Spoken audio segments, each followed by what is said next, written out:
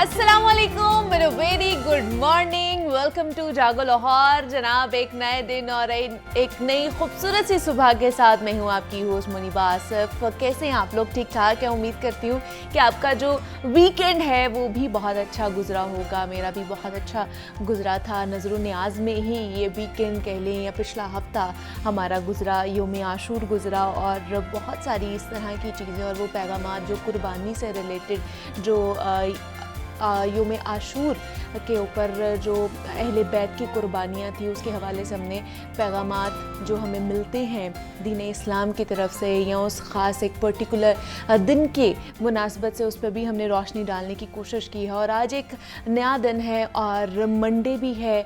Weekend के बाद हम आपकी खिदमत में हाज़िर हो रहे हैं। तो मंडे को ना जनाब, मेरा ख्याल है कि मंडे मोटिवेशन ज़रूर होनी चाहिए, क्योंकि जब आप वीकेंड के बाद आते हैं ना तो आपका मोराल हाई होना चाहिए, आपको मोटिवेशन होनी चाहिए कुछ भी नया काम करने के हवाले से। तो आज की मोटिवेशन यही है कि आज हम एक ऐसी ही खूबसूरत बात से अपने प्रोग्राम का आगाज़ करेंगे और एक जो शेयर करेंगे आपके साथ एक चीज़ कि जो रोज़मर्रा की ज़िंदगी में हमारे साथ हो रही होती है। क्योंकि इंसान के ना रोज़मर्रा के मामलात में ना सच्चाई की अहमियत क्या होती है, आज हम इस पर बात करने वाले हैं। यानी कि हम सच्चाई के नज़रिए को कैसे समझ सकते हैं। और वो शख्स जो अपने कौल और फ़ेल में हमेशा ईमानदारी दिखाता है ना और दूसरों के साथ मुखलिस रहता है, वो आज के दौर में एक मुनासिब और बेहतर इंसान कहलाता है। ऐसा शख्स ना किसी दूसरे को धोखा देता है और ना ही खुद धोखे में रहता है, क्योंकि सच्चाई की बरकत से हम दूसरों के साथ मजबूत रिश्ता बना सकते हैं। ऐसा रिश्ता जिसमें एतबाद भी हो और ट्रस्ट फैक्टर भी हो। अगर आपके इर्द गिर्द के लोग आप पर भरोसा कर सकते हैं ना, तो मेरे ख्याल से ये आपके लिए सबसे बढ़कर खुशी की बात होगी। और ये वो रास्ता होता है जहाँ हमें अपनी कही बातों को याद नहीं रखना पड़ता और ना ही उनका दिफा करना पड़ता है, क्योंकि सच हमेशा हमें याद ही रहता है, भूलता नहीं है। और सच्चाई हर दौर में अपना दिफा आप कर सकती है। तो आज हमने ये वादा करना है अपने आप से कि जनाब हमारे कॉल और फेल में तज़ाद ना पाया जाए। हमें सच्चा होने का आज वादा करना है और अपनी रोज़मर्रा की ज़िंदगी में ईमानदारी से जीना है, ताकि आप अपने ताल्लुकात से खुशी और एतमाद ले सकें और एक बावकार और पुरएतमाद ज़िंदगी गुजार सके। क्योंकि कहते हैं कि जनाब 100 झूठ से एक सच बेहतर होता है। जब आप 100 झूठ बोलते हैं ना तो उनको छुपाने के लिए भी आपको और ज़्यादा झूठ बोलने पड़ते हैं। तो इसलिए जब आप एक सच बोल देते हैं ना तो आपको फिर उसको छुपाना नहीं पड़ता है या उसको याद रखने की ज़रूरत नहीं पड़ती है। तो इसलिए जो हमारे इर्द गिर्द रोज़ाना की बुनियाद पर जो भी मामलात हो रहे होते हैं, डेली रूटीन में जो जो हम टास्क कर रहे होते हैं, अगर उसमें हम ईमानदारी के साथ अपना 100% देना, तो मेरे ख्याल से कि हम वो कहते हैं ना कि थोड़ी सी डंडी मार लेते हैं हम लोग।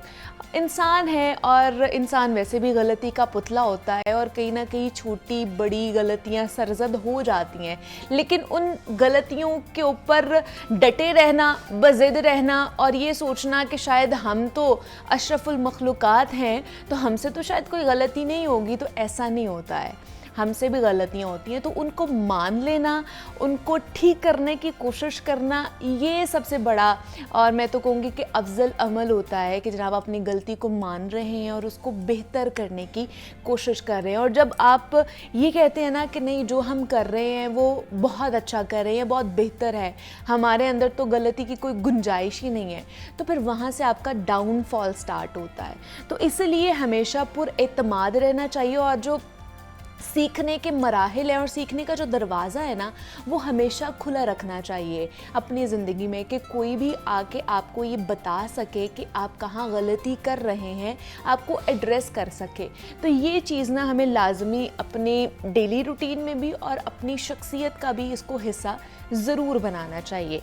तो ये आज की मंडे मोटिवेशन थी कि आप लोगों के लिए भी ये मोटिवेशन साबित हो और मेरे लिए भी मोटिवेशन साबित हो। तो जनाब आज का दिन मेरा भी बड़ा अच्छा गुजरेगा, आप लोगों का भी उम्मीद करती हूँ कि बेहतरीन गुजरेगा, क्योंकि 2 घंटे हमारा और आपका साथ इस प्रोग्राम में रहने वाला है। तो अभी प्रोग्राम का बाकायदा आगाज़ करते हैं, आगे बढ़ते हैं। अब हम बात करने वाले हैं एक बड़े ही अहम मसले के हवाले से, क्योंकि कहा जाता है कि आजकल हमारे जो है ना सर में चांदी आती जा रही है। चांदी आना या बाल सफ़ेद होना कह लें कि एक नेचुरल प्रोसेस होता है और हमें पता चल रहा होता है कि जनाब हम अपने बुढ़ापे की तरफ, एजिंग की तरफ बढ़ते ही जा रहे हैं और ये एक्सेप्टेबल भी होता है। लेकिन अब कम उम्री में भी ये एक बहुत बड़ा मसला पैदा होता जा रहा है। यहाँ आप अभी नौजवानों को देखेंगे, जवानों को देखेंगे तो जनाब उनके सर में भी कहीं ना कहीं चांदी आना शुरू हो गई है, जिसे ग्रे हेयर्स कहा जाता है, ये सफ़ेद हेयर, सफ़ेद बाल जिन्हें कहा जाता है। तो आज हम इस हवाले से बात करेंगे क्योंकि ये हर दूसरे शख्स का मसला है, जहाँ पर बहुत से लोग फिर डिप्रेशन का शिकार होते हैं, उन्हें एंजाइटी भी होती है, स्ट्रेस होता है कि अब ये हम क्या करें, ये किस वजह से है, इसकी रूट कॉज क्या है, किस तरह इसको हल किया जा सकता है।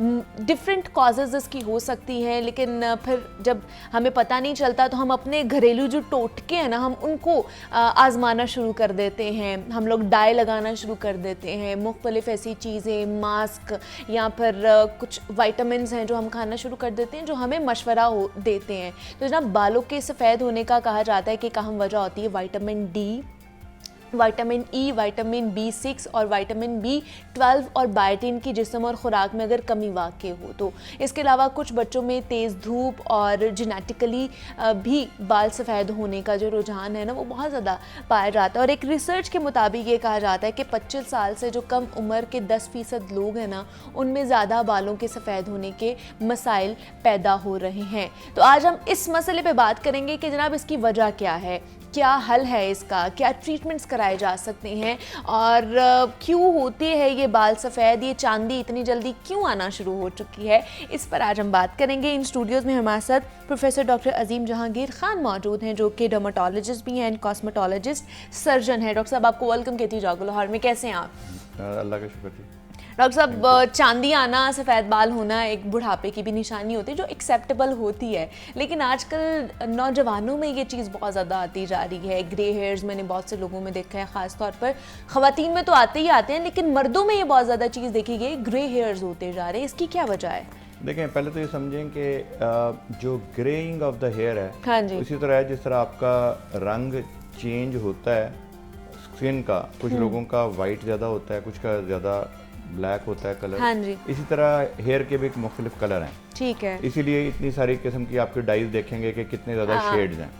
तो ये जो बनते हैं, जो हेयर का जो कलर बनता है, वो एक सेल बनाता है, इसको मेलानोसाइट बोलते हैं। ये छोटा सा सेल है जिसमें रंग अल्लाह मियां ने बनाना है। अच्छा, और ये बनाने के लिए, रंग बनाने के लिए उसी तरह रंग बनता है यहाँ पे जैसे आपकी जिल्द में बनता है। ठीक। तो जेनेटिक्स बड़ा प्ले करती है रोल। तो अगर हमने किसी बच्चे का कलर पैदाइश से पहले एक गेस करना हो, तो अगर आप माँ का और बाप का कलर ले लें तो उसका दरमियानी कलर जो होगा तकरीबन वो बच्चा लेता है। लेकिन ज़रूरी नहीं वो हर दफ़ा ले, क्योंकि जेनेटिक्स कैन प्ले रोल कि जेनेटिक्स में क्या माँ की तरफ से ज़्यादा जीन्स इन्फ्लुएंस हो गया या बाप की तरफ से, तो वो वाला भी कलर आ सकता है। अब रहेगा कि ये जो वाइटनेस है या जो ग्रेइंग ऑफ द हेयर है, ये होती क्यों है? होती इसलिए कि वही सेल जो आपका रंग बनाता है जिल्द का, वही रंग बना रहा है आपके हेयर का। और उसमें हेयर की जो रूट है या हेयर का जो बल्ब है, हाँ वहाँ पे वो सेल पाए जाते हैं। और कुछ बल्ब एक और चीज़ होती है। तो दो ऐसे हिस्से हैं बालों के जड़ों में जो रंग बनाते हैं और रंग डिटरमिन करते हैं। ओके। अब वो इंटरेस्टिंग चीज़ ये है कि इस पे अब रिसर्च होनी शुरू हुई है, और वो अच्छी खासी, अभी एक नेचर एक बहुत बड़ा जर्नल है दुनिया का, वहाँ पे भी रिसर्च पब्लिश हुई। और यहाँ पे मैंने देखा है कि मैं रिसर्च खुद कर रहा था और मैंने देखा कि पूरी दुनिया के सबसे ज़्यादा जो क्वैक्स हैं वो मुझे लगता है पाकिस्तान और इंडिया में पाए जाते हैं।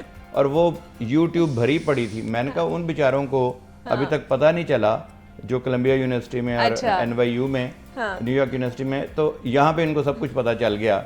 और वो लंबी लिस्ट थी और कि जी ये फ़लाँ तेल लगा लें, फ़लाँ कर लें। तो एक तो मेरा मशवरा होगा कि खुदारा उस पर ना जाएं, या तो तशखीस पहले एक डॉक्टर जो कि स्किन स्पेशलिस्ट जो होते हैं, वो जिल्द, नेल और हेयर के स्पेशलिस्ट जो है उनको हम डर्मेटोलॉजिस्ट बोलते हैं, उनसे पहले ये करवा लें डिटरमिन कि क्या वजह क्या है, तशखीस तो करवा लें।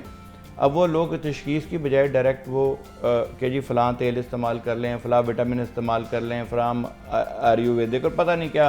और मैं काफ़ी दफ़ा मैंने कहा यार इतने ज़्यादा और इतने वो ऑथेंटिकली बोल रहे होते हैं कि मुझे शर्म आने लगी, शायद मेरे नॉलेज में कमी है। हाँ। तो एक तो खुदारा यूट्यूब से और गूगल से, डॉक्टर से ना पूछें, अपने असल डॉक्टर से पूछ लें। तो उसकी जो तहकीक जो हुई वो उसमें ये पता चला कि एक जो सेल्स हैं जिसको हम स्टेम सेल्स बोलते जी हैं, जी, वो जब बाल बन रहा होता है तो दो जगह वो ट्रैवल करते हैं बालों के अंदर, यानी खुदा की कुदरत देखें कि वो रंग बनाने के लिए उनको खास मूवमेंट करते हैं जिसकी वजह से वो रंग बनता है, क्योंकि वो दो जगहों से शायद ऐसे न्यूट्रिएंट्स इकट्ठे कर रहे होते हैं और अभी इस पर तहकीक हो रही है। तो आपके सवाल का छोटा जवाब ये है कि हमें अभी नहीं पता कि कुछ लोगों के क्यों होते हैं बाल से, अच्छा, ठीक है। लेकिन जो पता है चीज़ें वो मैं बता देता हूँ। जी। पहली बात तो ये कि कुछ तो जेनेटिक्स हैं ओके, कि अगर जेनेटिकली माँ या बाप के बाल बहुत वक्त से पहले अगर वाइट हो गए थे, ग्रे हो गए थे, तो फिर बच्चे में बहुत चांस है कि वो ग्रे होंगे और उसको हम नॉर्मल समझेंगे। ओके, वैसे भी 5 से 10% बालों का वाइट हो जाना, ग्रे हो जाना, इट डज नॉट मीन कि आपके सारे बाल जल्दी सफ़ेद हो जाएंगे। कुछ बच्चों के चंद बाल वाइट रहते हैं और फिर चंद ही रहते हैं, उसमें घबराने की जरूरत नहीं है। हाँ, घबराने की जरूरत यह जो डिजीज़ है वो क्या है, तो एक तो हो गया जेनेटिक, हाँ। एक हो गया चंद वो डिजीज़ हैं और वो बड़ी कहने को हमें डॉक्टरी में तो बड़ी इंटरेस्टिंग डिजीज़ लगती हैं जो कि उससे हम सीखते हैं, लेकिन वो बेचारे बच्चों के लिए या उनके पेरेंट्स के लिए बड़ी डिप्रेसिंग डिजीज़ होती हैं। उन्हें हम कहते हैं प्री मैच्योर एजिंग सिंड्रोम्स, यानी वक्त से पहले बुढ़ापे की बीमारी। और वो अगर आप उन बच्चों को देखें तो वो होंगे 7, 8, 10 साल के, तो लेकिन 8 या 10 साल का बच्चा 80 साल का बच्चा लगेगा, यानी वो होगा बच्चा लेकिन उसकी जिल्द के तमाम आपको फीचर्स उसके वो 80 साल वाले लगेंगे। अब ये डिजीज़ जो है तो डिजीज़, लेकिन इससे एक सीखने का मौका डॉक्टर को ये मिलता है कि क्या वो चीज़ें हैं, क्या जेनेटिकली वो चीज़ें हैं जो कि प्री मैच्योर, नहीं उन्होंने एक्सेलरेट कर दी एजिंग को, बहुत तेज़ कर दिया एजिंग को। तो एक तो वो कुछ सिंड्रोम्स हैं जिनमें बाल भी जब बाकी जिल्द होगी वाइट हो जाते हैं, जिस तरह जब बाकी जिल्द जो है वो एज करेगी तो बाल भी एज करेंगे। तो कुछ तो वो सिंड्रोम्स कह लें, वो बीमारियां हैं, ठीक है, वो कोई भी मुस्तनद आपका जो स्किन स्पेशलिस्ट है, डर्मेटोलॉजिस्ट है, वो बता सकता है। एक फिर आ जाती हैं डिजीज़ जो कि ऑटो इम्यून डिसऑर्डर्स हैं, जो कि वो बीमारियां जिसमें आपकी अपनी बॉडी जो है वो उन रंग के खलियों को मारना शुरू कर देती है जो रंग बनाते हैं। तो मेलानोसाइट्स जो रंग बनाते हैं, वो छोटे छोटे ज़र्रे जो रंग बनाने वाले ज़र्रे हैं, आपकी अपनी अल्लाह ने इम्यूनिटी तो ये बनाई थी कि आपके जरासीम को, अगर कोई जरासीम हमलावर हों तो वो उन्हें मारे। और वो दिन में आपके लाखों जरासीम, ये अल्लाह की कुदरत है कि इतने लाखों जरासीम हमारे पे हमला करते हैं लेकिन हम बीमार नहीं होते। इसलिए नहीं होते कि वो कॉन्टिन्यूसली इम्यूनिटी आपका काम कर रही है। काफ़ी दफ़ा ये इम्यूनिटी जो है ये थोड़ी आप समझ लें हो जाती है, स्लो नहीं होती, बजाय उन पे हमला करने के वो बेवकूफ़ी करने लग जाती है इम्यूनिटी, कि वो आपके अपने सेल्स को मारना शुरू कर देती है, जिसको हम ऑटो इम्यून डिसऑर्डर्स बोलते हैं। इसमें बहुत सारी बीमारियां हैं। फॉर एग्जांपल थायराइड जो लोगों का ख़राब होता है वो आम तौर पे ऑटो इम्यून डिसऑर्डर से ख़राब होता है, कि आपकी अपनी बॉडी जो है वो आपके थायराइड को मारने लग गई, और हम उसको चेक कर सकते हैं, थायराइड की एंटीबॉडीज़ को चेक कर सकते हैं। और बाय द वे ये भी थायराइड की बीमारी भी वाइट बालों का पेशनमा हो सकती है, लेकिन नॉट ऑलवेज, वेरी रेयरली। एक और बीमारी है जिसको हम कहते हैं विटिलाइगो, ये फुलबेरी। फुलबेरी जो है जिसमें हम वाइट स्पॉट पड़ जाते हैं, पाकिस्तान में बहुत ज़्यादा डिस्टर्ब करती है लोगों को, क्योंकि हमारा रंग थोड़ा सा गंदुमी है। जब गंदुमी रंग पे वाइट स्पॉट होंगे तो वो ज़्यादा बुरे लगते हैं।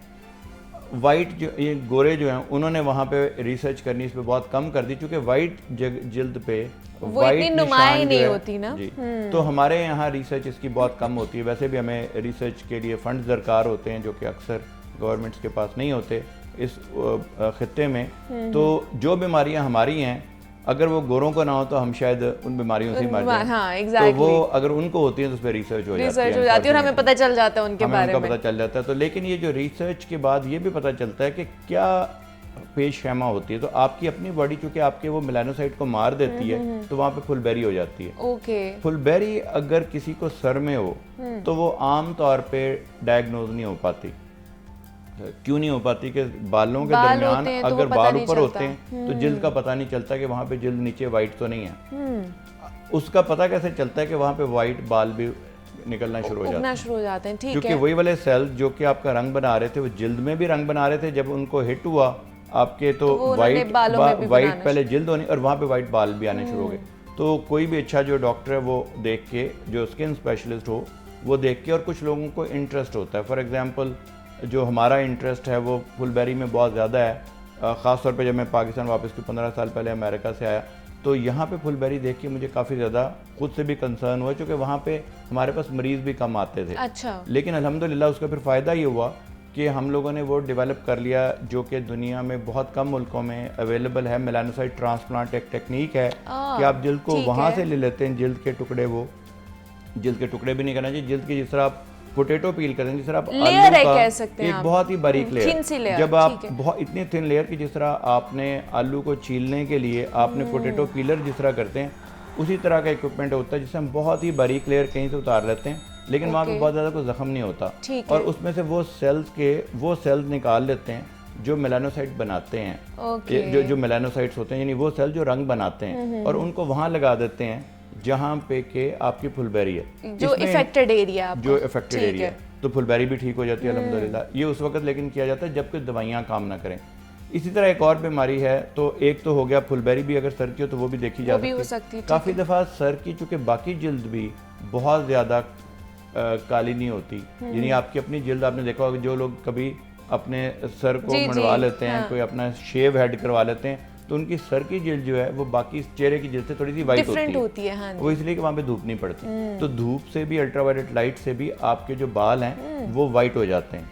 अच्छा, अगर ज़्यादा धूप पड़े तो रंग तो काला होता है, लेकिन अगर रंग जो है आपका, आपने देखे होंगे काफ़ी लोगों के धब्बे पड़ जाते हैं, वाइट और ब्लैक, यानी इवन टोन नहीं रहती, वो भी आपकी जो सोलर एजिंग है या आपकी जो धूप की वजह से एजिंग प्रोसेस है वो होता है। अच्छा, मतलब ये जो कहा जाता है कि मैंने बाल जो है धूप में सफ़ेद नहीं किए, ये वाकई धूप में सफ़ेद होते हैं बाल? हो सकते हैं। उसकी वजह ये है कि जो एजिंग प्रोसेस है बालों का, लेकिन इसमें बहुत कम चांसेस हैं। ठीक है। इसकी वजह ये कि हमारी जो पॉपुलेशन है वहाँ पे इतनी ज़्यादा मेलानिन होती है, जो आपका रंग है ना, वो समझ लें आपका सन ब्लॉक है। ठीक है। जो रंग की वजह से जो खतरनाक शुआएं धूप की हैं वो हमारे जिल्द को मुतासिर नहीं होने देती, रंग उसको खतरनाक यूवी को एब्जॉर्ब कर लेता है, मेलानिन, जिसकी वजह से हमें कैंसर नहीं होते जिल्द के।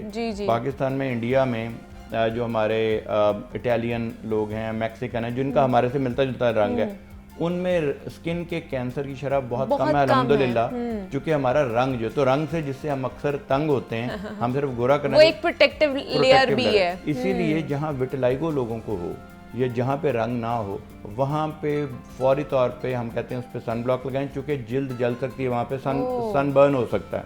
ओके। और जहाँ पे सन बर्न ज़्यादा हो वहाँ पे जिल्द के कैंसर होने का भी चांसेस ज़्यादा हो सकते हैं। और एक और बीमारी जो कि ज़्यादा हमारे यहाँ पाई भी जाती है और उससे भी वाइट बाल नज़र आ सकते हैं, उनको हम जिसको हम बालचर बोलते हैं या एलोपेशिया एरियाटा, जिसमें छोटे छोटे निशान, गोल निशान जहाँ से बाल गायब हो जाते हैं।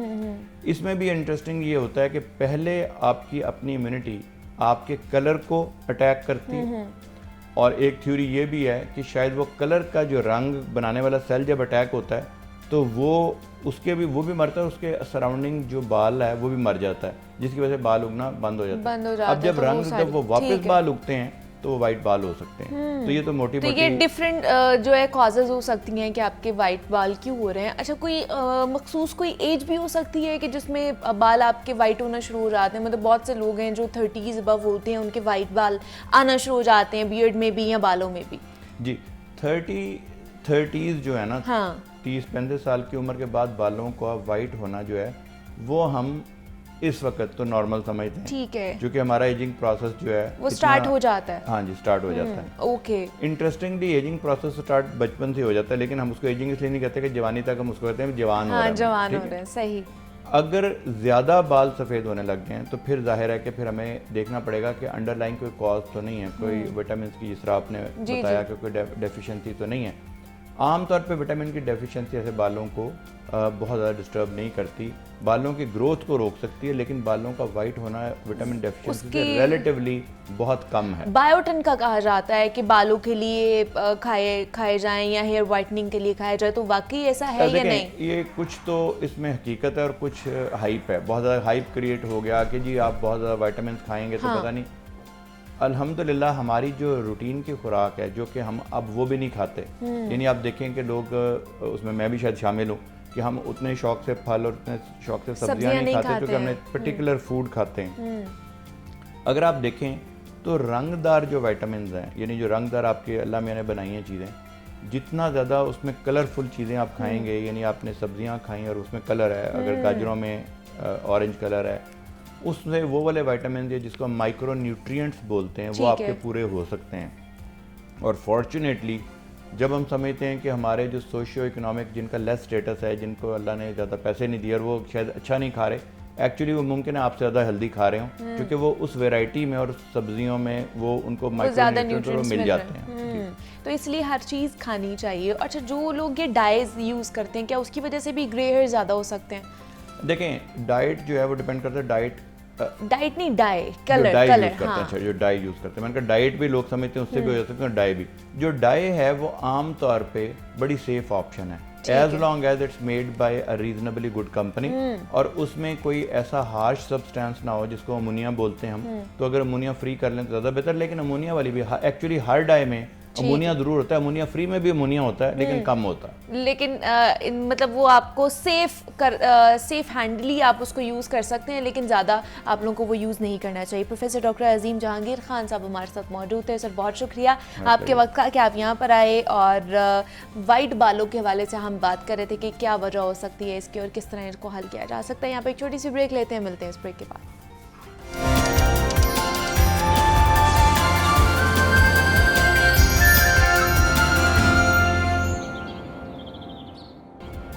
खुश आमदीद कहते हैं आप सबको जागो लाहौर में। और जनाब, किसी भी खातून के लिए ना माँ बनने का जो मरहला होता है ना, वो इंतहाई मुश्किल होता है। और अगर यूँ कहा जाए कि ख़वातीन के लिए उनकी जो पहली प्रेगनेंसी होती है ना, वो एक पेचीदा भी होती है और सब्र आज़मा मरहला भी होता है, तो मेरे ख्याल से ये गलत नहीं होगा कहना, क्योंकि इस अमर से जुड़े बहुत से हम देखते हैं कि मुआशरती मसाइल अपनी जगह किसी चैलेंज से हरगिज़ कम नहीं होती। और ये एक अलग बहस है कि इस पर भी हम किसी दिन तफसीलन गुफ्तगू करेंगे कि हमारे यहाँ मुआशरे में पहली बार माँ बनना खुशी और फ़ख्र की बात समझी जाती है, और कोई औरत माँ बन गई है तो यकीनन ये खुशी की बात होती है, मगर इस दौरान उसे सेहत के किन मसाइल से गुजरना पड़ता है, किन जिस्मानी तब्दीलियों का सामना करना पड़ता है, और सबसे बढ़कर कि उसे हार्मोन्स की तब्दीली समेत कई तकलीफ़ दे मराहिल से गुजरना पड़ता है। इस पर कम ही बात की जाती है, और इन बातों पर कोई दूसरा तवज्जो दे या इस सब में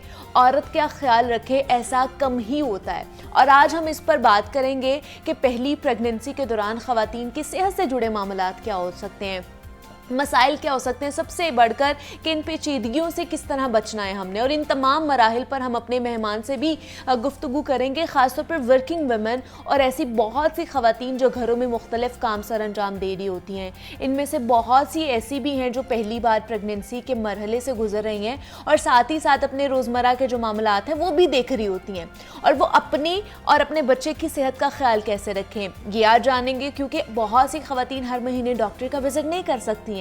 बहुत सी वर्किंग क्लास से ताल्लुक रखने वाली जो ख़वातीन होती हैं वो ऐसी भी हैं कि जिन्हें उनके इदारे बार बार छुट्टी भी नहीं देते हैं, और फिर कुछ ख़वातीन घरेलू हालात की वजह से भी दबाव का शिकार रहती हैं और अपनी डाइट का मुकम्मल ख्याल नहीं रख पाती हैं।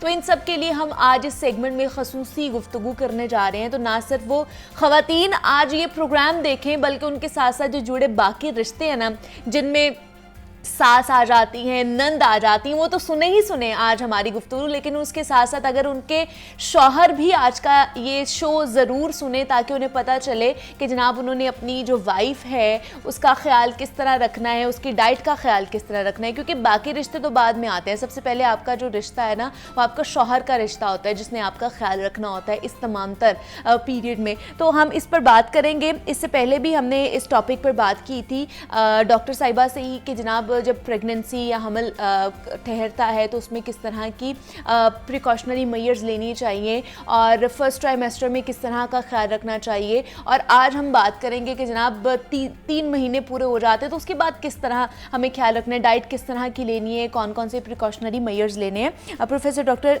रेहाना आमिर खान हमारे साथ मौजूद हैं, गायनोकोलॉजिस्ट हैं, लेप्रोस्कोपिक एंड रोबोटिक सर्जन हैं। डॉक्टर साहब, आपको वेलकम कहती हूँ जागो लाहौर में। कैसी हैं आप? आप सुनाएं। मैं भी बिल्कुल ठीक ठाक। डॉक्टर साहिब, आप फर्स्ट ट्राइमेस्टर की हमने बात कर ली थी और उससे पहले की भी हमने बात कर ली थी, किस तरह ख्याल रखना है ख़वातीन ने फर्स्ट प्रेगनेंसी में। एक तो बहुत ज़्यादा ये कॉम्प्लिकेटेड भी हो सकती है, क्योंकि फ़र्स्ट प्रेगनेंसी है तो उसमें ख़वातीन को नहीं पता होता कि उन्होंने एहतियात किस तरह करनी है।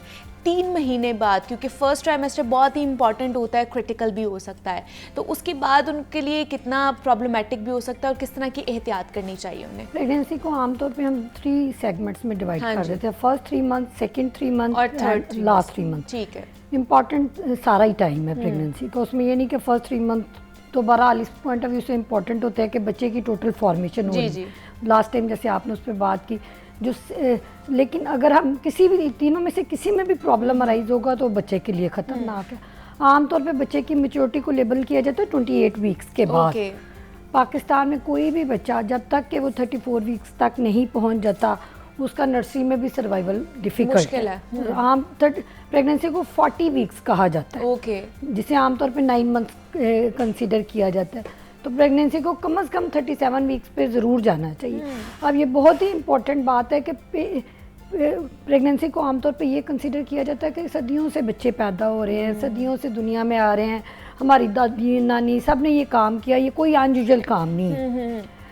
बहुत ज़्यादा फैक्टर, पहले मैटरनल मोर्टेलिटी रेट बहुत ज़्यादा था, माँ के डेथ की रेट। प्रेगनेंसी एक ऐसी चीज़ है जिसमें सिर्फ बच्चे की जान नहीं जा सकती, माँ की भी जा सकती, ठीक है, अगर केयर ना की जाए। अदर देन के माँ बीमार हो सकती है, बच्चा बीमार हो सकता है।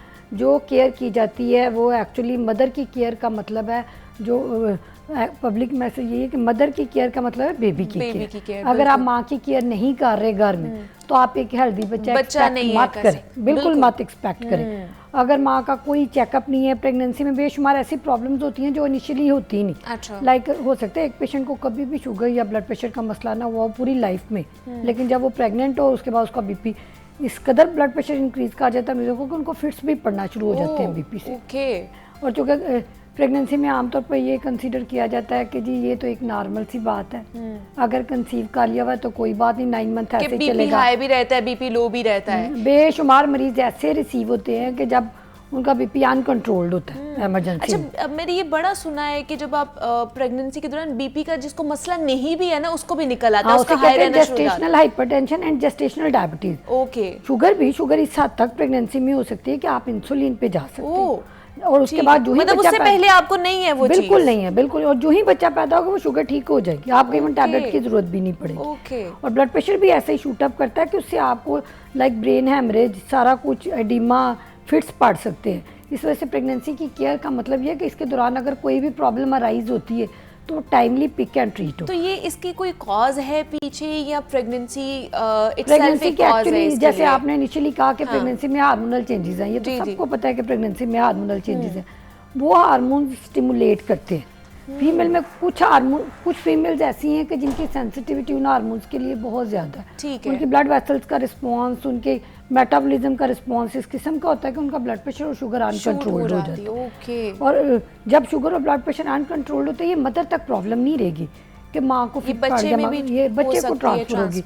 बच्चे का पेट में फोत हो जाना, बच्चे का वक्त से पहले पैदा हो जाना, बच्चे के इर्द गिर्द पानी का कम हो जाना, बच्चे के इर्द गिर्द पानी का ज़्यादा हो जाना, बच्चे को वक्त से पहले दर्दे लग जाना, ये शुगर एक ऐसी चीज़ है जो सारे ये मामलात करेगी। और जो अनफॉर्चुनेट है वो ये है कि ये पता भी नहीं चलेगी जब तक कि चेक नहीं होगी। अच्छा, जब तक डॉक्टर को आप चेक नहीं कराएंगे तब तक पता नहीं चलेगा। फीमेल को आमतौर पे कुछ नहीं कहती बहुत ज़्यादा, सिवाय कि हल्की फुल्की इन्फेक्शन रहेगी, यूरिन की, यूटीआई, इससे ज़्यादा नहीं, इससे ज़्यादा नहीं। जेस्टेशनल डायबिटीज मदर पे इतना इम्पैक्ट नहीं है उसका। लोअर एब्डोमिनल पेन हल्का फुल्का रह सकता है, पेट में दर्द, लेकिन बच्चे पे इसके इम्पैक्ट बहुत ज़्यादा, बहुत स्वेरिटी के साथ इसका इम्पैक्ट हो सकता है। अच्छा, दूसरा ब्लड प्रेशर हाई तो रहता है, बहुत सी ख़वातीन है जिनका प्रेगनेंसी से पहले भी लो बीपी का प्रॉब्लम होता है और प्रेगनेंसी के दौरान भी लो बीपी हो सकता है, तो उन्हें किस तरह के प्रिकॉशनरी मेजर्स लेने चाहिए?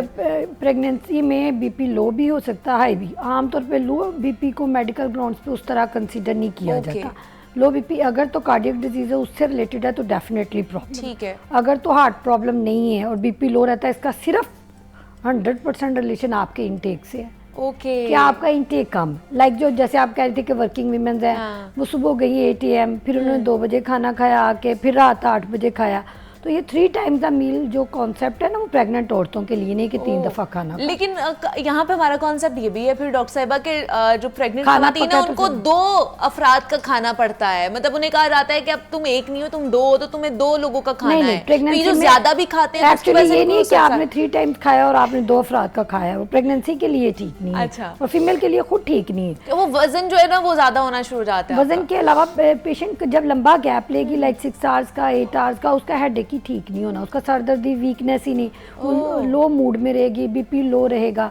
इसलिए प्रेगनेंसी में आमतौर पे ये कंसीडर किया जाता है कि आपने 8 to 10 मील्स लेने, एटलीस्ट 7, और ये पोर्शन में थोड़े खाने, स्मॉल एंड फ्रीक्वेंट मील्स। ठीक है कि थोड़ा थोड़ा खाना, बार बार खाना। और उसमें क्या खाएं, मतलब प्रोटीन्स खाएं, दूध दही का ज्यादा इस्तेमाल करें, फलों का इस्तेमाल करें ज्यादा? अगर मैं एक सिंगल वर्ड बोलूं तो वो सिर्फ ये होगा कि प्रेगनेंसी में कार्बोहाइड्रेट डाइट कम रखें।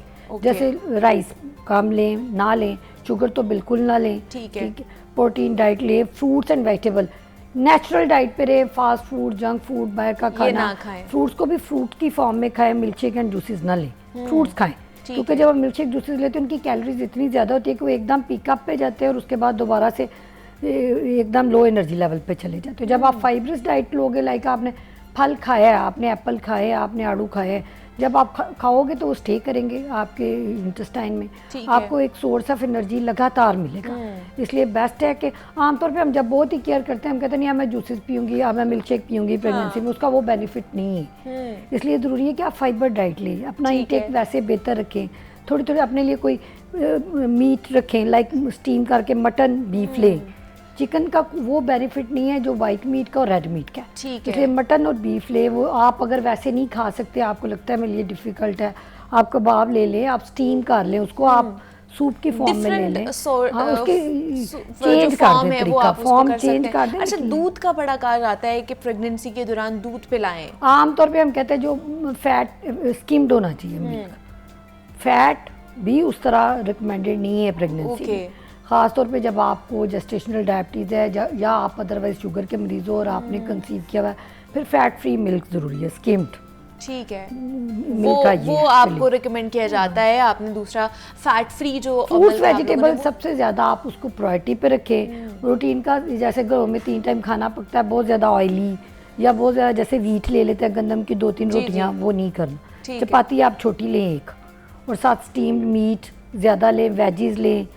इसके अलावा आप पल्सेस ले लें, बीन्स ले लें ज़्यादा, और जो आपका वीट है ना एक्चुअली गंदम, उसको कम रखें, कम मिकदार। जब आपने देखें आपने ज़्यादा सी कोई चपाती 2-3 खा ली, उसके बाद ना तो आप सैलड्स लेंगे ना आप फ्रूट्स लेंगे, क्योंकि एक लिमिट है, जगह ही नहीं बनेगी ना आपके पेट के अंदर, तो फिर आप कैसे वो हेल्दी डाइट खाएं, फ्रूट्स और वेजिटेबल्स का ज्यादा से ज्यादा। हम बाकी सारी चीजें खाने के बाद जो जगह बचती है उसमें हेल्दी डाइट रखते हैं, हम हेल्दी डाइट लेते हैं, वो हमें ज्यादा लेनी चाहिए। अच्छा, दूसरा जो विजिट्स का कहा जाता है, जैसे मैंने बात की, बहुत सी वर्किंग वुमेन्स होती हैं वो नहीं बार बार जा सकती हैं डॉक्टर्स के पास, लेकिन कितना रिकमेंडेड होता है, कितने अरसे बाद उन्हें विजिट एक ले लेना चाहिए डॉक्टर से? हार्डली हम कहते हैं मिनिमम जो विजिट्स हैं वो 6 to 8, 6 से 8 दफ़ा। ये पूरे 9 तो आपने इनिशियली पहला विजिट करना है, जब आपने कंफर्म करना है प्रेगनेंसी को, उसकी लोकेशन को कि वाकई ये यूट्रस के अंदर है। अच्छा। समटाइम्स प्रेगनेंसी यूट्रस की बजाय ट्यूब्स में या किसी और जगह पे भी हो जाती है इनिशियली। ओके। और वो पेशेंट समझता है कोई बात नहीं, वो जो आगे जाएगी फिर ऐसी इमरजेंसी क्रिएट होती है कि पेट में ही जैसे वो समझ लें बर्स्ट हो गई, ब्लीड कर गई, जिसे हम एक्टोपिक प्रेगनेंसी कहते हैं आम जुबान। ठीक है। तो इनिशियली पहला विजिट आपका होगा कंफर्मेशन ऑफ प्रेगनेंसी के लिए कि प्रेगनेंसी लोकेशन ठीक है, उसमें बच्चे की हार्ट बीट आ गई, वो 6 to 8 वीक्स के बीच होगा। पहले 6 वीक्स में एक विजिट, उसके बाद सेकंड विजिट आपका होता है 12 वीक्स पे, जिसमें आप इनिशियली देख लेते हो कि बच्चा ठीक बना हुआ है, कोई अब नॉर्मेलिटी नहीं है जो इनिशियली पिकअप हो जाए, लाइक बच्चे का हेड ठीक है बना हुआ, सर ठीक बना हुआ है, उसकी स्पाइन ठीक बनी हुई है। थर्ड विजिट होता है जो 20 वीक्स पे होता है एक्चुअली, उसके बाद 18 to 20 वीक्स पे आपने विजिट करना है। वो 18 से 20 हफ्ते के बीच जो विजिट है वो कंप्लीट बच्चे की सारी साख्त। उसके बाद 24 वीक्स पे जेस्टेशनल हाइपरटेंशन का इंसिडेंस ज़्यादा हो जाता है, बीपी का। जैसे अगर किसी को ब्लड प्रेशर होना है प्रेगनेंसी की वजह से, तो पहले 24 वीक्स में वो नहीं होगा, फर्स्ट 2 ट्राइमेस्टर में नहीं होता, आमतौर पर 24 हफ्ते बाद होता है। उसकी रीज़न क्या है कि 24 वीक्स के बाद जो प्लेसेंटल हार्मोन्स हैं वो तेज़ी से इंक्रीज़ करना शुरू हो जाते हैं। तो इसे 24 वीक के बाद ब्लड प्रेशर का इंसिडेंस बढ़ जाता है, इसलिए आपने 24 पे विजिट करना ताकि आपकी कोई प्रॉब्लम हो वो पिक हो। और जो सबसे इम्पॉर्टेंट मैसेज है कि पेशेंट को सेल्फ केयर आनी चाहिए प्रेगनेंसी में। ये जैसे आपका प्रोग्राम है तो ये अवेयरनेस है फॉर सेल्फ केयर कि अगर आपके सर में दर्द है लगातार या आपको प्यास बहुत ज़्यादा लग रही है, बार बार वॉशरूम जाना पड़ा है, तो आप डॉक्टर को विजिट करें। दूसरा डॉक्टर साहब जल्दी जल्दी मैं इसका भी जवाब लूंगी कि सर में दर्द है ये इस तरह की कोई होती है तो हमारी एक नॉर्मल रूटीन है कि हम कोई भी पेन किलर खा लेते हैं, इस तरह की कोई चीज़ खा लेते, तो क्या खा लेनी चाहिए इस तरह की मेडिकेशन? जब भी आपको सर में दर्द है, कोई आंखों के आगे अंधेरा आ रहा है या चक्कर आ रहे हैं, पहली चीज़ जो आपने करनी है प्रेगनेंसी के दौरान अगर ये सिम्टम्स है तो फर्स्ट थिंग टू डू कि आपने अपना ब्लड प्रेशर चेक करवाएं। ओके, ठीक है। ये ब्लड प्रेशर की अलामत। अगर बीपी ठीक है फिर आप सिंपल पैनाडोल ले सकते हैं। अच्छा, ले सकते हैं पैनाडोल। आपने कोई डिस्प्रिन या अपनी मर्जी से कोई और मेडिकेशन नहीं लेनी, एनसेड्स नहीं लेने, सिंपल पैनाडोल आप ले सकते हैं। लेकिन पहले आपने श्योर एनफ करना है कि ये हाई ब्लड प्रेशर की वजह से नहीं, क्योंकि हाई ब्लड प्रेशर एक डिजास्टर है बच्चे के लिए भी और माँ के लिए, दोनों के लिए। वो पेशेंट जब आते हैं, जब आमतौर पे जो पब्लिक सेक्टर हॉस्पिटल है जहाँ वो एरिया एक आता है या वो लोग आते हैं जिनकी प्रेगनेंसी में कोई केयर नहीं, जो एनीमिक भी है, जिनको खून की कमी भी है, जिनको ब्लड प्रेशर भी है, इस हालत में आता है कि लाइक उनको फिट्स पड़ रहे होते हैं ब्लड प्रेशर की वजह से, और उस सारे को इमरजेंसी के तौर पे ट्रीट किया जाता है। बिल्कुल ऐसे इन सारी प्रॉब्लम्स को हम कंट्रोल कर सकते हैं अगर कि हम टाइमली एंटीनेटल केयर को DHQ के लेवल पे, BHU के लेवल पे अवेयरनेस प्रोग्राम्स चलाए अपने रूरल एरियाज में, not only urban areas. Exactly, वहाँ पे क्योंकि ज़्यादा ज़रूरत है इस चीज़ की। और वैसे भी जिस तरह हम BP हाई होने की बात करें, इसको वैसे भी साइलेंट किलर कहा जा सकता है, कहा जाता भी है, तो इसलिए आपने ख़ासतौर पर अपने BP का ज़्यादा से ज़्यादा ख्याल रखना है। हमारे साथ प्रोफेसर डॉक्टर रेहाना आमिर खान मौजूद थी। डॉक्टर साहिबा बहुत शुक्रिया आपके वक्त का कि आप यहाँ पर आए और प्रेगनेंसी के दौरान क्या क्या आप लोगों ने ख्याल रखना है उस पर हमने बात की है। ख़वातीन तो अपना ख्याल रखे ही रखे, लेकिन उनके साथ जो मुंसलिक रिश्ते हैं, ख़ास तौर पर जिस तरह मैंने पहले भी बात की है, जो उनके घर में मौजूद हैं, सास हैं, देवरानियाँ हैं, जेठानियाँ हैं या नंदे हैं, उनकी एक ही अहम जिम्मेदारी बनती है कि उन्होंने अपनी बहू का ख्याल रखना है। और साथ ही साथ last but not the least कि उनके हस्बैंड्स ने उनका ख़ास करके ख्याल रखना है, उनकी डाइट का, उनके मेडिकल चेकअप का ख्याल रखना है, और उनके मेंटली एक्टिव रहने का और पीसफुल रहने का भी उन्होंने ख्याल रखना है, क्योंकि जितना वो मेंटली सुकून में रहेंगे ना, उतनी ही अच्छी उनकी जो दौरानियाँ ये गुजरेगा। यहाँ पे एक छोटी सी ब्रेक लेते हैं, मिलते हैं इस ब्रेक के बाद।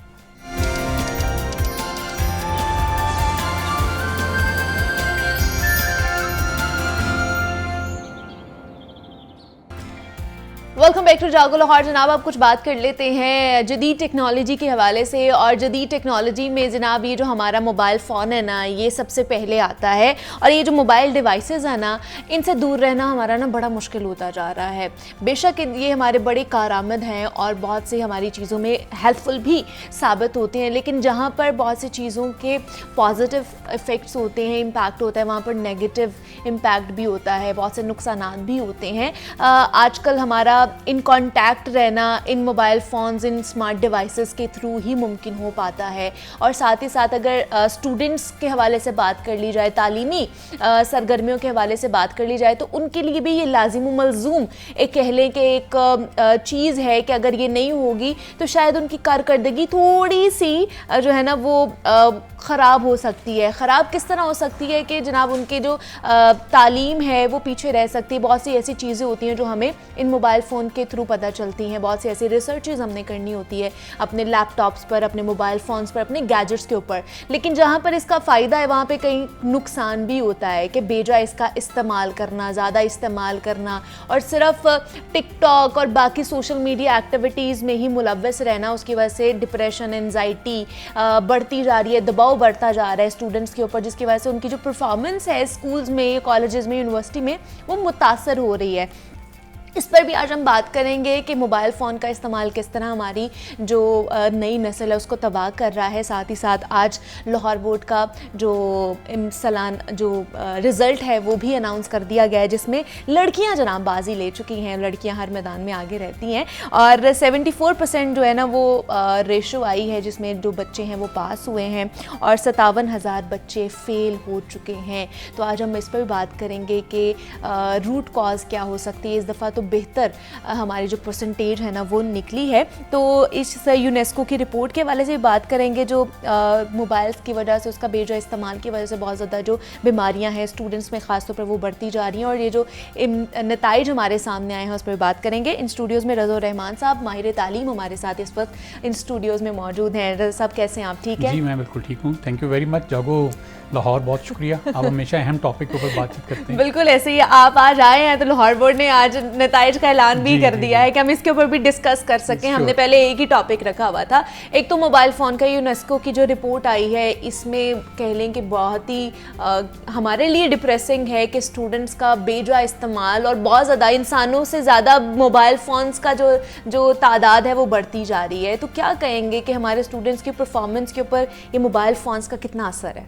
देखिए, यूनेस्को तो एक बड़ा मुस्तनद अदारा है। रिसर्च, मुकम्मल रिसर्च करने के बाद, अपने रिसर्च पेपर्स के बाद वो कोई भी रिपोर्ट जारी करता है। और ये भी जो उनकी कॉन्फ्रेंस हुई उसमें तकरीबन 18 ममालिक के वज़ीर तालीम ने शिरकत की और उसके बाद ये डिक्लेयर किया कि बच्चों के लिए ये हार्मफुल है और ये इसका यूज़ स्कूल्स के अंदर बिल्कुल नहीं होना चाहिए। ये नहीं है कि थोड़ी देर के लिए होना चाहिए, जैसे हम पहले बात करते रहे कि कर्फ्यू लगा देना चाहिए, बच्चों को 2 घंटे दे देना चाहिए। यूनेस्को ने कहा कि इसका यूज़ बच्चों को करना ही नहीं चाहिए, स्कूल्स में बिल्कुल होना ही नहीं चाहिए। तो इसका मतलब ये है कि बच्चों को फेस टू फेस एजुकेशन की ज़रूरत है। बच्चों को स्कूल में जाके पढ़ने की, टीचर के सामने बैठ के पढ़ने की, अपने दोस्तों के साथ बैठ के पढ़ने की ज़रूरत है। ये इंसानी नीड है और यही वो सूरत हाल है जिसमें आप बेस्ट आउटपुट देते हैं, अपने जहन की भी और दूसरों के जहन से भी बेस्ट आउटपुट लेते हैं। देखिए, एक बड़ी सिंपल सी मिसाल है कि बच्चों को हम गाड़ी नहीं चलाने देते 18 साल से पहले, या चलें 16 साल से पहले। बहुत आपको है, किसी ने कानून की खिलाफ वर्जी कर ली है तो 16 साल का बच्चा हुआ, उसे गाड़ी चलानी सिखा दी होगी,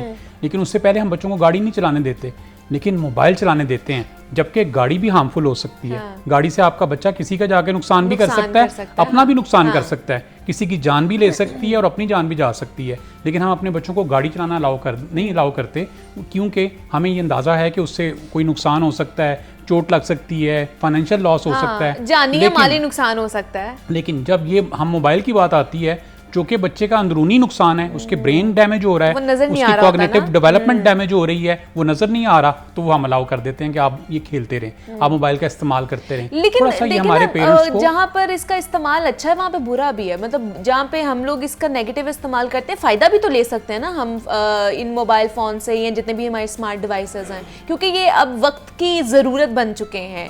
रज़ा साहब, जहाँ पे हम लोगों का इसको इस्तेमाल करना लाजिम मलजूम है, स्टूडेंट्स का भी इसके साथ इन टच में रहना बड़ा इम्पॉर्टेंट है मेरे ख्याल से। तो आप इसके ऊपर क्या स्टांस देते हैं? देखिए, चूंकि यूनेस्को बहुत बड़ा अदारा है ना, उसकी रिसर्च बहुत पूरे दुनिया के लेवल पे हुई होगी, 15-20 ममालिक ने उसमें हिस्सा लिया होगा।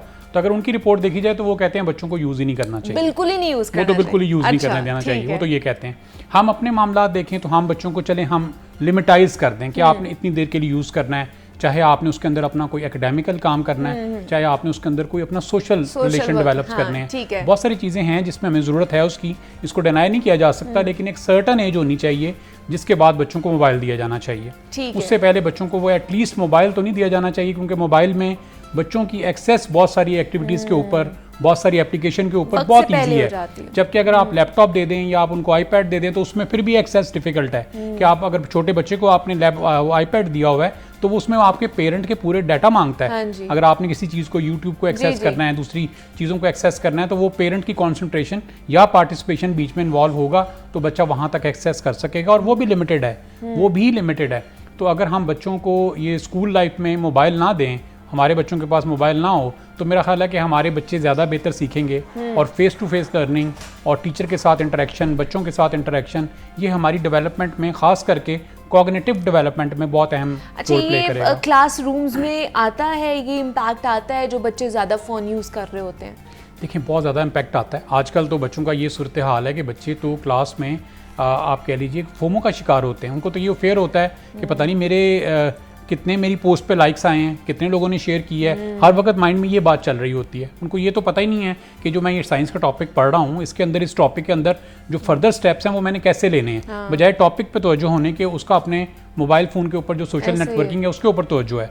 और इसी तरह जब बच्चा एक दफ़ा मोबाइल से अटैचमेंट कर लेता है अपनी, तो वो थोड़ा एब्सेंट भी हो जाता है बहुत सारी चीज़ों में, एब्सेंट माइंडेड हो जाता है, उसका ध्यान नहीं होता, तवज्जो नहीं होती, उसको कंसर्न होता है कि सबसे पहले ये स्कूल की स्टडी खत्म हो और मैं फौरी तौर पे ये काम करूँ, मैं फ़ोन यूज़ करूँ। और दूसरा इसके और बहुत सारे नुकसान हैं जैसे कि आपकी फ़िज़िकल हेल्थ पे बहुत बुरा असर पड़ता है। बच्चे खेलने से कासिर हैं, अब वो मैदान में नहीं जाना चाहते, अब वो फुटबॉल नहीं खेलना चाहते, क्रिकेट नहीं खेलना चाहते, इस तरह की आउटडोर एक्टिविटीज़ में पार्टिसिपेट नहीं करना चाहते।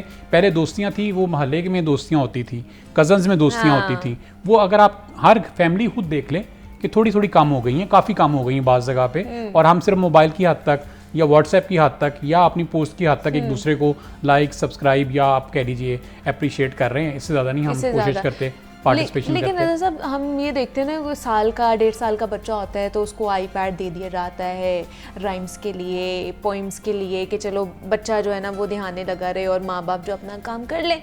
और वही बच्चा जब बचपन से उसको आदत है फ़ोन्स की, लैपटॉप्स की या टैबलेट्स की, तो वो जब बड़ा होगा, स्कूल जाएगा, तो आपको नहीं लगता कि उससे वो किस तरह लिया जा सकता है, वो आदत किस तरह छुड़ाई जा सकती है?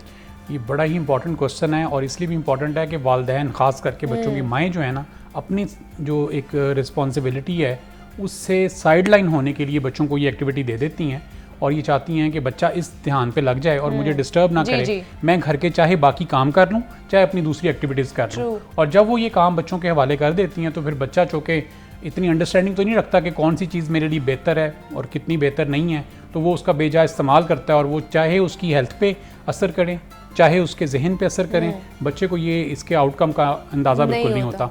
आप ये देखें कि ये भी कहा जाता है कि जो मोबाइल की ब्लू लाइंस हैं वो बच्चे की आंखों को डायरेक्टली इफेक्ट करती हैं और बच्चा अपनी नींद भी पूरी नहीं ले सकता, और अगर नींद लेता भी है तो वो बार बार डिस्ट्रैक्ट होता है, उठता है बार बार और 8 घंटे की या 10 घंटे की मुकम्मल नींद नहीं ले पाता। तो ये प्रॉब्लम, इस तरह की और बहुत सारी मेडिकल प्रॉब्लम बच्चों के अंदर आती हैं, एबनॉर्मेलिटी भी आ जाती है बच्चों के अंदर, एक दूसरे को बर्दाश्त करने की सलाहियत भी कम हो जाती है, बर्दाश्त कम हो जाता है, रहमदिली कम हो जाती है और कोऑपरेशन, एक टीम बिल्डिंग, ये सब चीज़ों का फुकदान बच्चे के अंदर होना शुरू होता है। और आप बच्चे को, जो कि एक हम अपने आप को कहते हैं ना जी, हम तो एक डिपेंडेंट हैं एक दूसरे के ऊपर, वो डिपेंडेंसी निकल के इंडिपेंडेंसी आ जाती है और हम समझते हैं कि सब कुछ हमारा बच्चा समझता है कि मेरा आईपैड और मैं और हम यही सारा कुछ कर लेंगे। और इसी तरह फिर पेरेंट्स को घर में बच्चा टाइम भी कम देता है। अगर आज आप बच्चे को टाइम कम दे रहे हैं तो कल को बच्चे ने भी आपको इग्नोर कर देना है। आप कुछ भी कर लें, वो कहेगा नहीं मैं तो अपने आईपैड में, अपने मोबाइल में बिजी हूँ या मैं अपनी एक्टिविटी में बिजी हूँ, मैंने ये काम नहीं करना। और ये एग्जांपल देखनी पड़ती हैं, होती हैं, यानी मेरे अपने घर में भी ऐसे होता है। अब ये छुट्टियां थी पीछे, तो बच्चों ने एक्सेसिव यूज़ किया है मोबाइल का, पूरा ईयर तो मैं अपने बच्चों को यूज़ नहीं करने देता, लेकिन जब ये छुट्टियां आ जाती हैं तो कोई टाइम फिक्स कर दिया जाता है कि इतने टाइम के लिए आप इसको यूज़ कर लें। तो मुझे उसके आफ्टर इफेक्ट्स बाद में फेस करने पड़ते हैं कि मैं बच्चों से कहता हूँ चले आओ आज चलें बाहर, तो वो कहते हैं नहीं आज हम बिजी हैं, हमने अपना काम करना है। कोई बिजी नहीं है, ऐसे ही बस वो एक बहाना होता है क्योंकि अपने फोन में वो जो है ना वो मगन रहना है। अच्छा, ये जो आज नताइज आए हैं, मैट्रिक के नताइज का ऐलान किया गया है लाहौर बोर्ड की तरफ से, 74% पासिंग रेशो हमारे सामने आई है। मेरे ख्याल से लास्ट ईयर से ये बेहतर है फिर भी। तो आपको लगता है कि इसके पीछे भी कहीं ना कहीं रूट कॉज हो सकती है मोबाइल फ़ोन्स का इस्तेमाल? देखिए, अगर रिजल्ट को देखें तो 74% बड़ा अच्छा रिजल्ट है और अल्लाह करे कि ये 74% बच्चे जो हैं, यानी 74% बच्चे बहुत बड़ी तादाद होती है। अगर लाहौर बोर्ड या पूरे पंजाब को देखा जाए तो ये तकरीबन 22-23 लाख बच्चे बनते हैं। तो ये 22-23 लाख बच्चे जो आज 74% रिजल्ट ले चुके हैं, कामयाब हो चुके हैं, अपनी ज़िंदगी में भी कामयाब हो जाए। लेकिन हमारा जो एक पैटर्न बना हुआ है बोर्ड का, हमेशा एतराज़ मेरा ये रहता है कि जो आपका बोर्ड ने एक पैटर्न बना दिया है, हमारा इस पैटर्न पे ये 22 लाख बच्चा कामयाब नहीं हो सकता। अच्छा, आज ये जो रिजल्ट आया 74%, इसमें लाहौर के मेरा 2,50,000 पार्टिसिपेंट हैं। अगर हम 2,30,915 बच्चे, अगर अपने पूरे बोर्ड्स को हम कंबाइन करें, इकट्ठा करें, तो वो 35 लाख बच्चा बनता है। और 35 लाख को अगर आप उसका 74% करें तो वो 22-23 लाख बनेगा। 22-23 लाख बच्चे क्या अपना, जैसे वो आज पास हो गया है, क्या अपनी ज़िंदगी में भी पास हो सकता है? क्या बोर्ड ने इतना काबिल कर दिया उनको, बोर्ड के एग्जाम ने उनके मेंटल लेवल को इतना ग्रो कर दिया है, या आपने अभी भी रट्टा ही लगवाया है, अभी भी रट्टू तोते आपने निकाले और वो कल को मैट्रिक करेंगे, उसके बाद अपनी एजुकेशन ख़त्म कर देंगे या कुछ छोटे मोटे काम में पड़ जाएंगे, या क्या स्किल्स हासिल कर सकेंगे, क्या वो आगे बढ़ सकेंगे? ये सोचना बहुत ज़रूरी है। आज का अलमिया ये है कि हमारे पास तादाद बहुत बड़ी है और उसकी खपत जो है वो बहुत थोड़ी सी है।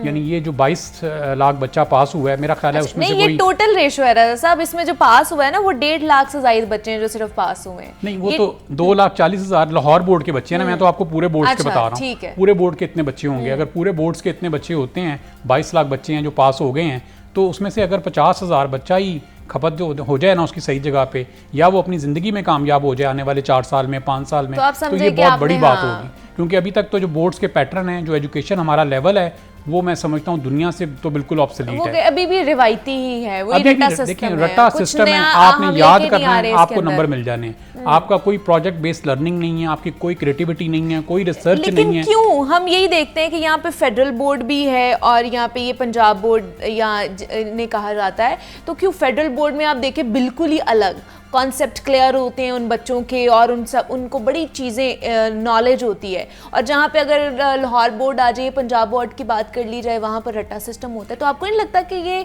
डिफ्रेंशिएट जो किया जा रहा है इसको एक ही होना चाहिए? विफाक में जो पढ़ाया जा रहे हैं फेडरल बोर्ड में जो है, यहाँ पे भी वही होना चाहिए। मुनीबा, बड़ी इंपॉर्टेंट पॉइंट आपने हाईलाइट किया है। देखिए, जो फेडरल बोर्ड है वो चूंकि उसका इंटरनेशनल मुकाबला है ना, दुनिया भर में मुकाबला है। हर मुल्क में फेडरल बोर्ड का स्कूल है। नहीं तो पंजाब बोर्ड के जो बच्चे उसने नहीं इंटरनेशनली मुकाबला करना। अगर वो इंटरनेशनली मुकाबला करें तो ये बच्चे कहाँ से कहाँ पीछे चले बिल्कुल ऐसे ही है। तो फेडरल बोर्ड को चूंकि वहाँ पे अपने आप को सब बताना पड़ता है, वहाँ के पढ़े लिखे लोग हैं, पढ़े लिखे पेरेंट्स हैं, तो अगर आप अपना कैलिपर, अपनी स्टडीज़ का कैलिपर ओ लेवल्स के बराबर या इंटरनेशनल लेवल के बराबर नहीं रखेंगे तो आप तो एक्सपोज हो जाएंगे दुनिया भर में। तो ये तो पंजाब में है ना, हम पंजाबियों को क्या पता कि क्या पढ़ाई होती है? हमें तो आप जो पढ़ा देंगे, बोर्ड पढ़ा देंगे, हमारे बच्चों को जो खिला देंगे उन्होंने खा पी के सो जाना है। उन्हें क्या पता? अगर आप आज भी देखें तो सिंध का बच्चा, सिंध में हालांकि कितनी आप कह लें कि वहाँ पे लिटरेसी रेट कितना लो है, लेकिन उसके बावजूद कराची के बच्चे पंजाब के बच्चों से बहुत आगे हैं। ये बात मान लेनी चाहिए हमें। कराची के जो बच्चे की एक रिसर्च है, सोच है, अप्रोच है, उसका इंटेलेक्चुअल है, वो हमारे बच्चों से बहुत ज़्यादा है, उसका IQ हमारे बच्चों से बहुत ज़्यादा है। तो अब चले हम दूसरे ममालिक से तो मुकाबला ही नहीं करते, अपने ममालिक में मुकाबला करने बच्चों का। तो हमें ये लगता है कि कराची बोर्ड बहुत आगे है, या हमें ये लगता है कि फेडरल बोर्ड बहुत बेहतर कॉन्सेप्शनल स्टडी दे रहा है, बच्चों को जो है वो मार्किंग बहुत अच्छे तरीके से कर रहा है, और उसने इंटरनेशनल स्टैंडर्ड्स को अपनाया है। बाकी बोर्ड्स भी अपना लेंगे मेरा ख्याल है कि आने वाले साल में, 5 साल में, 10 साल में।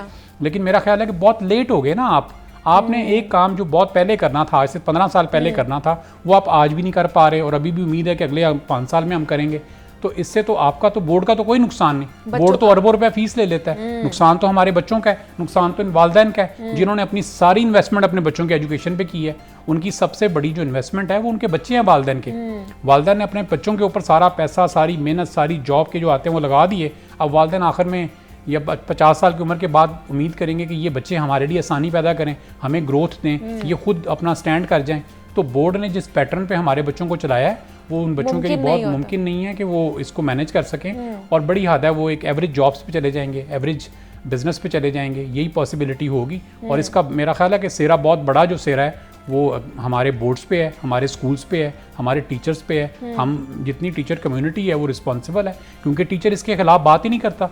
टीचर को ये कहता ही नहीं है कि आपने रट्टा क्यों लगवा रहे हैं। टीचर तो अप्रिशिएट करता है अकेडमी में कि आप रट्टा लगाएं, सिर्फ रट्टा लगाएं, याद करें, जैसे बोर्ड ने कहा है A to Z वैसे लिख के तो आप पास हो जाए। लेकिन रज़ा साहब, ये एकेडमिक कल्चर भी बहुत ज़्यादा बढ़ता जा रहा है। हर जगह आप देख लें कि स्कूल तो बच्चे जा रहे हैं, लेकिन अकेडमीज़ का भी एक अलग बोझ है वालिदैन के ऊपर कि स्कूल में बच्चे कहते हैं स्कूल में हमें वो चीज़ें नहीं पढ़ाई जाती हैं जो हम अकेडमी में जाके कवर कर सकते हैं। तो ये क्या वजह है कि स्कूल में वाकई उन चीज़ों को नहीं देखा जाता है, पढ़ाया नहीं जाता, उस तरह फोकस नहीं दिया जाता है जो हम अकेडमीज़ की हमें ज़रूरत पड़ जाती है? फिर मुनीबा, इस पे वैसे बड़ा सिंपल ये सिस्टम है कि अगर एकेडमीज़ में से आज़ादी ख़त्म कर दी जाए ना, अच्छा, बॉयज़ गर्ल्स इकट्ठे बैठते हैं, वो आज़ादी, कपड़े वो अपनी मर्जी के पहन सकते नहीं पहन के आते, वो आज़ादी अपनी मर्जी के पहन के आते हैं। मोबाइल फ़ोन उन्हें रखना वहाँ पे अलाउ है, इस चीज़ की आज़ादी। आपका एकेडमी चूँकि इवनिंग टाइम की होती है, बच्चों को रात को बाद में कैफेटेरिया में जाने की, कैफ़ेज़ में जाने की आज़ादी। अगर आप देखें ना, वो चंद दिन पहले मैंने एक प्रोग्राम किया तो उसमें वो एक एंटी नारकोटिक्स बोर्ड से आए हुए थे, वो बता रहे थे कि जौहर टाउन रोड के ऊपर इतने कैफेज हैं, हाँ इतने कैफेज बन गए हैं, वो क्यों चलते हैं, कैसे चलते हैं? वो इन्हीं एकेडमीज के बच्चों से चलते हैं कि वहाँ पे जो मेन एकेडमीज है, बड़ी एकेडमीज है, उनके बच्चे करते ही वहाँ पे नशा है। और ये जो सारे बच्चे हैं आखिरकार कहाँ पे इनका फ्यूचर कहाँ चला जाता है? तो ये जो हमारा एकेडमिक स्ट्रीमलाइन है ना, उनको सिर्फ कंसर्न अपने पैसों से, अपनी आमदन से या अपनी ज़ातियात से है। उनको ना बच्चे की डेवलपमेंट से कोई कंसर्न है, ना बच्चों के एजुकेशन से कोई कंसर्न है, उनका रट्टा लगवाएं। देखें जब एक एकेडमी में 5000 बच्चा पढ़ता होगा ना, तो 50 बच्चे अच्छे नंबर ले ही लेंगे, यानी 1% तो अच्छे नंबर ले लेंगे ना, तो वही 1% नंबर हम अपने बोर्ड के ऊपर लगाएंगे। जी हमने पहली पोजीशन ली, हमने दूसरी ली, हमने तीसरी ली, और हम लोगों को ग्रैब कर लेंगे।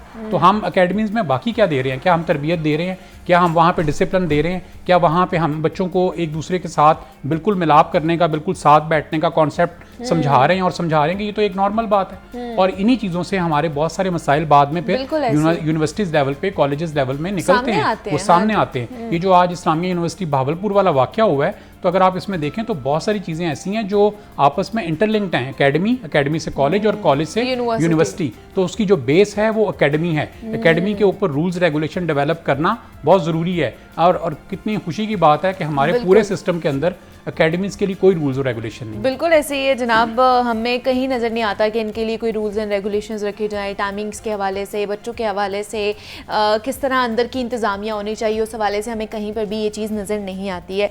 रज़ा रहमान साहब हमारे साथ मौजूद है, माहिर तालीम है। रज़ा साहब बहुत शुक्रिया आपके वक्त का कि आप यहाँ पर आए, और जनाब मोबाइल फ़ोन्स का एक्सेसिव यूज़ हमने उस पर बात की, और मैट्रिक के जो सालाना इम्तहानात के नताइज हमारे सामने हैं उस पर भी हमने बात की। हमें इजाज़त दीजिए, अपना बहुत सारा ख्याल रखिएगा। अल्लाह हाफ़िज़।